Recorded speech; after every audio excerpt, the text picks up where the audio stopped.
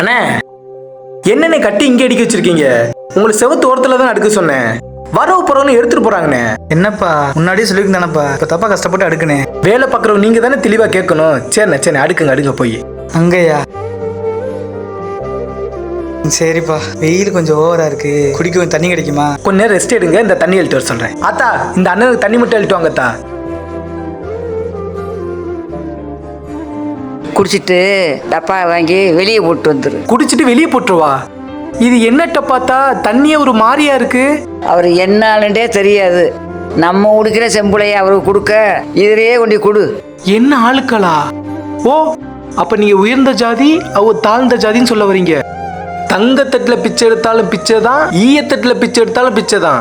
உயர்ந்த ஜாதி தாழ்ந்த ஜாதின்னு எதுவுமே கிடையாது. இங்க எல்லாருமே உழைக்கிற மனித ஜாதி தான். இந்த காலத்துல ஜாதி பார்த்துட்டு அங்கிட்டு போங்க. அங்கிட்டு